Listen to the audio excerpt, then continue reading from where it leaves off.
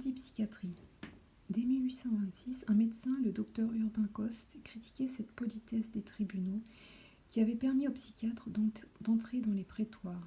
Selon lui, les non-spécialistes, et en particulier les magistrats, en savaient autant sur la folie que les docteurs Pinel et Esquirol.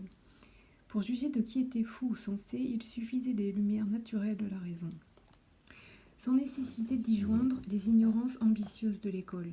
Sur un ton plus modéré, un avocat, Elias Regnault, poursuit le combat. Il s'attaque plus particulièrement au diagnostic de monomanie-homicide qui paraît justifier l'expertise psychiatrique, parce qu'il semble ne pas tomber sous le sens, contrairement à la reconnaissance d'un délit total. Or, pour Regnault, la folie est ou n'est pas. La folie ne peut pas plus se scinder que la raison se diviser. Il n'y a pas de folie partielle, ni, a fortiori, de folie sans délire.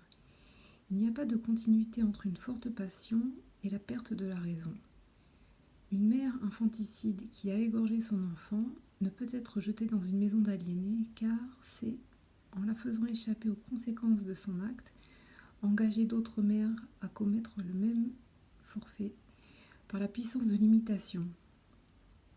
C'est aussi, incidemment, l'unique moyen de la rendre folle si elle ne l'était pas.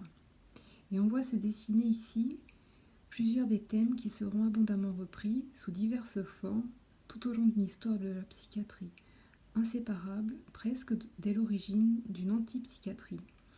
Le manque de légitimité d'une pseudo-science qui n'ajoute rien au sens commun, l'abus de leur pouvoir par les psychiatres pour faire échapper des coupables à la justice, leur inefficacité thérapeutique et les effets néfastes de l'isolement asilaire. Entre les lignes, on peut pressentir aussi un débat philosophique qui n'a pas fini de revenir et dont on retrouvera l'écho dans notre temps.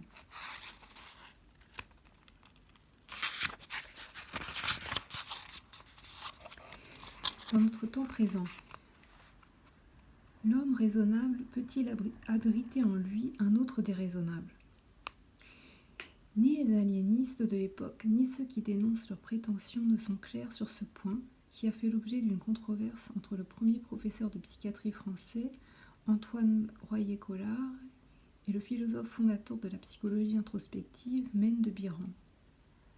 Alors que le premier, dans la ligne de Pinel, supposait un reste de raison chez l'aliéné et des degrés infinis entre la raison et l'aliénation totale, l'idiotisme, le second soutenait que l'aliéné, ayant perdu son activité libre et la conscience de son moi, n'exerçait et ne pouvait exercer aucune des facultés qui se rattachent à sa volonté et à sa conscience, comme la perception, l'attention et la mémoire.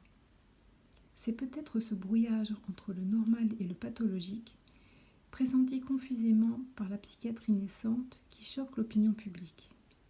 En s'intéressant à la subjectivité de ces patients et en cherchant dans les aléas de cette subjectivité les raisons de la folie, le psychiatre conduit à concevoir des folies partielles, voire des folies agissant délire, s'engage sur des chemins où on peine à le suivre. Il est vrai qu'en même temps, les premiers aliénistes se défendent contre les conséquences de leur découverte.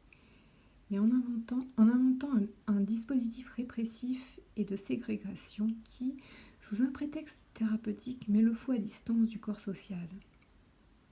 Il leur faut aussi, au moment où la médecine du corps connaît des progrès décisifs, se chercher d'autres justifications que le traitement moral et la philosophie philanthropique. On dirait aujourd'hui le projet éthique qui l'accompagne.